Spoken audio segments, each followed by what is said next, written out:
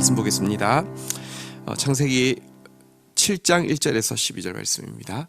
창세기 7장 1절에서 12절 한 절씩 교독하시겠습니다.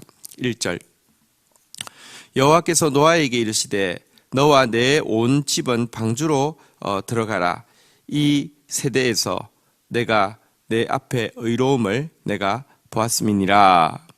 너는 모든 정결한 짐승은 암수 7씩 부정한 것은 암수 2씩을 내게로 데려오며 공중의 새도 암수 7씩을 데려와 그 씨를 온 지면에 유전하게 하라. 지금부터 7일이면 내가 40주야를 땅에 비를 내려 내가 지은 모든 생물을 지면에서 쓸어버리리라. 노아가 여호와께서 자기에게 명하신 대로 다 준행하였더라. 홍수가 땅에 있을 때에 노아가 600세라. 노아는 아들들과 아내와 며느리들과 함께 홍수를 피하여 방주에 들어갔고 정결한 짐승과 부정한 짐승과 새와 땅에 기는 모든 것은 하나님이 노아에게 명하신 대로 암수 2씩 노아에게 낳아와 방주로 들어갔으며 7일 후에 홍수가 땅에 덮이니 노아가 600세 되던 해 둘째 달 곧 그달 11의 날이라. 그날에 큰 품의 샘들이 터지며 하늘의 창문들이 열려 40주야를 비가 땅에 쏟아졌더라. 아멘. 우리 이제 그 홍수가 이제 시작되어지는 장면을 보도록 하겠습니다. 먼저 1절 같이 한번 읽겠습니다. 시작. 여호와께서 노아에게 이르시되 너와 내 온 집은 방주로 들어가라. 이 세대에 내가 내 앞에 의로움을 내가 보았음이니라. 하나님께서 드디어 120년 동안 방주 짓는 일을 마친 노아에게 이제 방주로 들어가라라고 명령하고 있는데요. 여기 보니까 이 세대에서 내가 내 앞에서 의로움을 내가 보았음이니라라고 이야기하고 있는데, 여기 보았다라는 단어는 뜻은 인정했다라는 뜻입니다. 하나님께서 노아가 의롭다고 인정해 주신다, 이런 뜻입니다. 인정해 주신다는 말은 무슨 말이냐고 하면 여겨 주신다는 의미입니다. 노아에게 부족함이 전혀 없었다는 뜻이 아닙니다. 그런데 하나님의 뜻대로 살려고, 의롭게 살려고 몸부림치고 의를 전파하기 위해서 몸부림치는 그의 모습, 그리고 그의 말씀에 명령하신 대로 준행하였더라라는 이 이제 바로 앞구절 말씀대로 120년 동안 인내하면서 하나님의 말씀을 자기 임의로 조정하려고도 하지 않고 불평하지도 않고 끝까지 순종하면서 감당한 그 모습을 의롭다고 여겨 주셨다는 것입니다. 의롭다고 여겨 주셨다는 것을 신학 용어로 바꾸면 칭의라고 합니다. 의롭다고 칭해 주신다. 사실은 의롭지 않은데 의롭다고 여겨 주시고 칭해 주신다. 이걸 칭의라고 하는데요. 우리의 구원은 사실 칭의 때문입니다. 예수 그리스도의 공로로 말미암아 예수님을 통하여 우리를 보시면서, 예수님 안에서 우리를 보시면서 우리를 의롭다고 칭해 주시는 하나님의 은혜 안에서 우리의 구원이 가능한 것입니다. 어쨌든 이렇게 노아는 의롭다고 여기심을, 칭하심을 받았고요. 이제 하나님께서 방주로 들어가라고 명령하시는데요. 그때가 언제인지 한번 좀 보도록 하겠습니다. 2절, 3절, 4절 교독하겠습니다. 너는 모든 정결한 짐승은 암수 7씩, 부정한 것은 암수 2씩을 내게로 데려오며 공중의 새도 암수 7씩을 데려와 그 씨를 온 지면에 유전하게 하라. 4절 같이 읽겠습니다. 지금부터 7일이면 내가 40주야를 땅에 비를 내려 내가 지은 모든 생물을 지면에서 쓸어버리리라. 자, 그런데 이제 하나님께서 처음에 말씀하신 것하고 같이 120년 전에 말씀하신 것과 같이 이제 그 방주에 무엇을 실어야 하는지, 정결한 짐승은 얼마를, 부정한 짐승은 얼마를 실어야 하는지를 이야기하면서 여기 4절에 보니까 7일이면 이제 40주야 비를 내려서 모든 지면의 생물을 쓸어버릴 것이라고 이야기했습니다. 이 말은 노아가 배에 들어간 게 홍수 며칠 전이라는 뜻입니까? 7일 전이라는 뜻이잖아요, 그죠?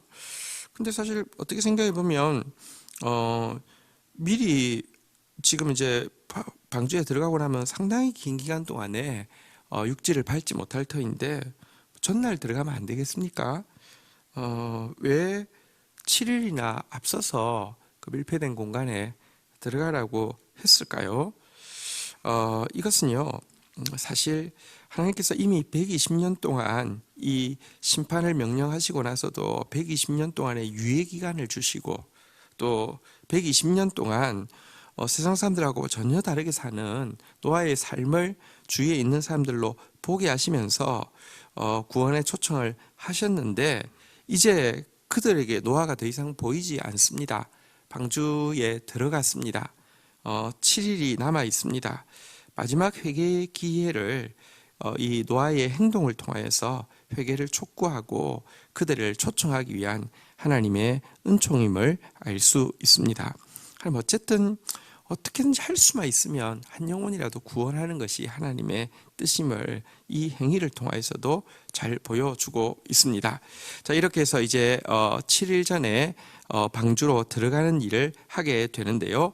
5절 같이 한번 읽도록 하겠습니다. 5절 읽겠습니다. 시작. 노아가 여호와께서 자기에게 명하신 대로 다 준행하였더라. 여러분, 사실은 노아의 인생에서 2번 반복되어지는 단어가 이거죠.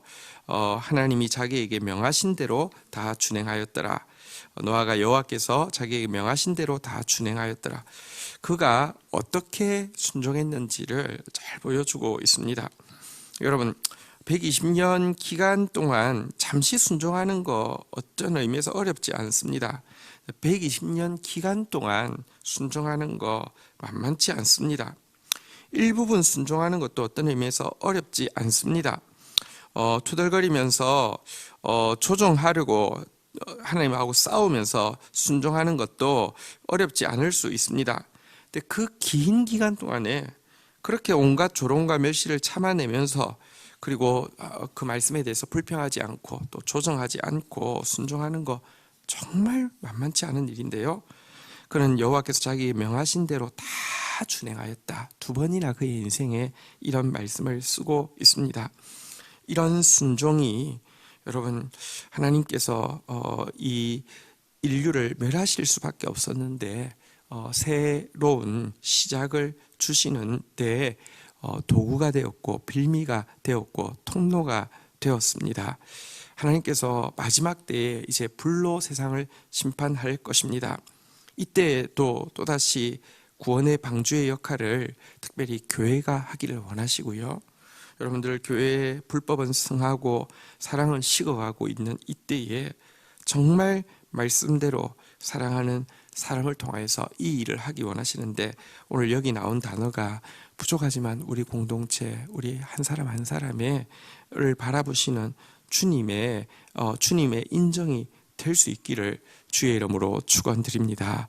여호와께서 우리에게 명하신 대로 다 준행하였습니다. 이것이 우리 공동체와 우리 성도들의 삶을 규정하는 단어가 될 수 있기를. 물론 이 역시도 사실 하나님께서 그렇게 여겨주셔야 되는 것이지만 그럼에도 불구하고 의롭게 살며 의를 전파하는 모습이 우리 가운데 우리의 삶을 이끌어가는 기준이 될 수 있기를 축복합니다.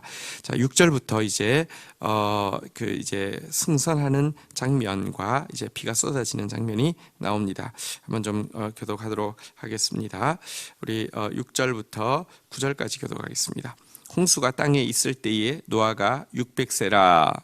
노아는 아들들과 아내와 며느리들과 함께 홍수를 피하여 방수에 들어갔고 정결한 짐승과 부정한 짐승과 새와 땅에 기는 모든 것과 하나님이 노아에게 명하신 대로 암수들씩 노아에게 나와 방주로 들어갔으며 네, 이제 하나님의 명령대로 이제 여덟 가족이 들어갈 뿐만 아니라 모든 짐승들을 이렇게 넣은 것이 나오고 있습니다.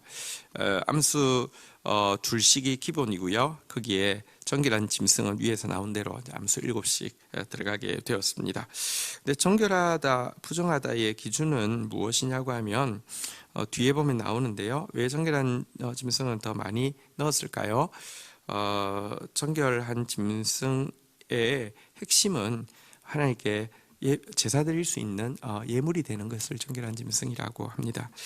여러분, 우리가 정결하다는 게 내가 괜찮은 사람이네, 나는 덜 죄인이네, 나 정도면 거룩함네, 이렇게 하는 게 정결한 게 아닙니다. 정결함의 핵심은 우리의 삶이 하나님께 예배로 드려지는 것이 정결함의 핵심인데요. 어쨌든 이제 기본적으로 2상씩, 그리고 이제 정결한 짐승은 더 많이 다 들어오게 되었다, 이렇게 이야기하고 있고요. 10절, 11절 교독하겠습니다. 7일 후에 홍수가 땅에 덮이니 11절, 12절까지 교독하겠습니다. 11절 같이 여러분 읽습니다. 시작. 노아가 600세 되던 해 둘째 달 곧 그달 11의 날이라. 그날에 큰 기품의 샘들이 터지며 하늘의 창문들이 열려 12절 같이 읽겠습니다. 시작. 40주야를 비가 땅에 쏟아졌더라. 여러분, 워낙은 하나님께서 지으신 그 세상의 첫 기후 이렇게 순환 시스템은 비가 내리는 것은 아니었죠. 아래 궁창에서는 안개가 올라오고요, 윗 궁창에서는 이렇게 이렇게 윗 궁창이 이제 또 이렇게 막아주고 해서 이렇게 안정돼 있는 아주 이렇게 기후 시스템이었는데요. 지금 보니까 큰 기품의 샘들도 터지고 하늘의 창문들도 열리는, 그래서 윗궁창 아래 궁창이 같이 터지는 이런 일로 해서 비가 이제 정말 억수같이 쏟아지는 일이 40주야 있게 되었고요. 이제 여기에서 이 노아의 방주가 이제 구원의 유일한 이렇게 소망의 역할을 하게 된 것을 보게 됩니다. 자, 그런데 여러분, 노아의 방주가 사실은 신약에서 의미하는 바는 교회를 상징하고 있습니다. 노아의 방주와 교회가 사실은 이 바른 그리스도의 몸된 교회와 직결되어지는 것을 보게 되는데요. 자, 방주는 이 설계 자체를 하나님이 하셨죠. 이 규격 자체도 하나님이 주신 것인데요. 사실 이 교회란 하나님께서 만세 전부터 계획하신 것이다.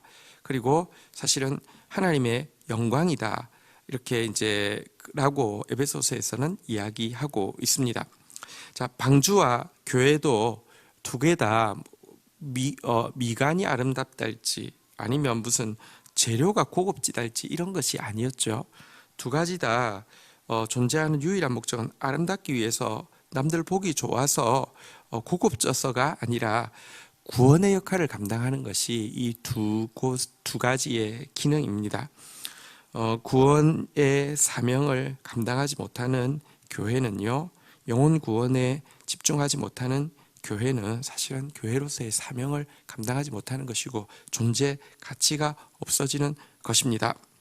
또한 이 둘 다 그 공통점이 있는 것은 자원하는 모든 자는 받아들인다는 점에서 동일합니다.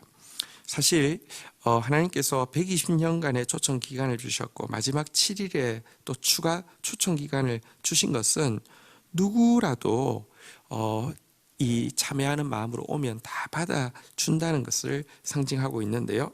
인간이 구원받지 못한 것은 방주가 좁아서가 아니라 교만으로 이 초청을 거부했기 때문이죠. 교회도 마찬가지입니다. 교회가요, 자원하는 영혼을 다 받아들일 수 없다고 하면 교회가 스스로 이 대상을 선정해 놓고 자기들이 원하는 대상만 고른다고 하면 그것은 교회가 아닙니다. 교회의 가장 중요한 성격 중에 하나가 보편성인데요. 누구라도 이방인이든 유대인이든 이방인이든 부자든 가난한 자든 배운 자든 배우지 않았던 자든 이렇게 과거 시대로 이야기하면 종이든 자유자든 누구든 상관없이 하나가 되어질 수 있고 누구든 받아들여지고 받아들여진 자가 하나가 되어지는 것이 교회였는데요. 바로 이것이 또 교회와 방주의 공통점이라고 할 수 있습니다. 자, 그리고 또 한 가지 중요한 공통점이 있습니다. 방주가 완성되고 나서 멸망이 온 것처럼 지상 교회가 땅 끝까지 주의 복음을 전파하고 나서 그제서야 끝이 온다는 것이 성경의 가르침입니다. 정말이 가깝습니다. 그러나 아직은 끝이 아니라고 이야기하시는 이유는 죄가 덜 차서가 아니라 여러분들 천국 복음이 덜 전파되어서입니다. 구원받을 모든 영혼들에게 기회가 주어지고 나서 그 초청의 기회를 거부했을 때는 하나님의 심판이 임해도 됩니다. 그러나 이 의가 무엇인지 구원이 무엇인지 전파되어지기까지는 아직까지는 끝이 아니다고 성경은 이야기하고 있습니다.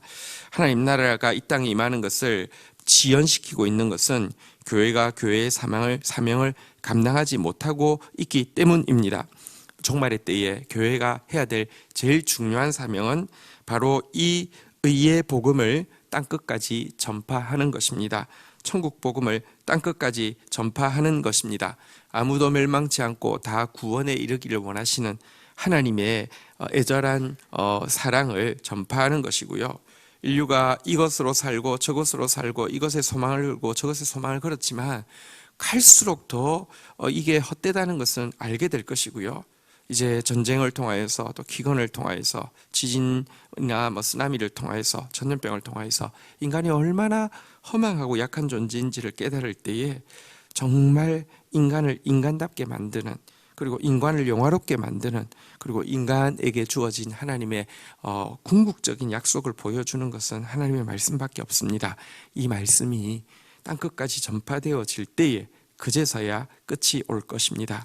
그래서 구약에서 방주가 그 역할을 다 감당했던 것처럼 신약에서 교회가 그 역할을 다 감당해야 하고요, 또 하게 하실 터인데요. 단지 차이가 있다고 하면 그 일에 수종드느냐 수종되지 못하느냐만 있지 그 일은 반드시 이루어질 것입니다. 그 일에 수종드는 한 공동체로 저희 교회 공동체가 설 수 있기를 사모하는 그런 기도로 이 종말의 때에 우리가 함께 서야 하겠습니다. 주신 말씀 붙잡고 주님 앞에 기도하는 시간 가지도록 하겠습니다. 함께 기도하시겠습니다. 하나님, 반드시 새하늘과 새 땅은 임할 것이고 이것이 인류의 소망이며 모든 피조물의 소망이며 우주의 소망인데 이 일의 키를 하나님의 교회가 쥐고 있음을 알게 됩니다. 천국 복음이 모든 땅끝까지 증거되어지기 위해서 전파되리니 그제야 끝이 오리라고 말씀하여 주신 주님, 오늘 하나님의 눈에 의롭게 여기심 받은 노아와 같이 저희들이 하나님 눈에 의롭게 여기심 받는 자, 의를 위해서 몸부림친다고 인정받으며 의를 전파하는 자라고 인정받는 저희들 되어질 수 있도록 주여 은총을 더하여 주시기를 간절히 간구하고 소원합니다. 주께서 명하신 대로 다 준행한다고 여김받는 자 되어지게 하여 주시옵소서. 성령님 우리를 붙들어 주셔서 참 우리 같은 자 택해 주셔서 감사합니다. 우리 같은 자 참아 주셔서 감사합니다. 하나님 말씀대로 순종하는 자, 정말 인내하면서 순종하는 자, 정말 찬성하면서 순종하는 자 되어지게 하여 주셔서 하나님 끝까지 충성된 자에게 생명의 면류관 주리라고 하여 주신 주님, 생명의 왕노릇 하리라고 하신 주님, 마지막 때에 생명의 왕노릇 하는 자 되어지게 하여 주시옵소서. 교회가 사랑을 잃어가고 교회가 주의 법을 잃어가고 불법이 성해지는 이 시대 가운데에서 정말 부족한 저희 교회를 붙들어 주셔서 주의 말씀이 흥왕하며 주님의 사랑이 흥왕하여서 하나님 땅끝까지 주의 복음을 증거하며 마지막 때에 있을 말씀의 대부흥에 수종드는 교회의 성도 되어질 수 있도록 은총을 더하여 주시옵소서. 감사합니다. 예수 그리스도의 이름으로 기도 올립니다. 아멘.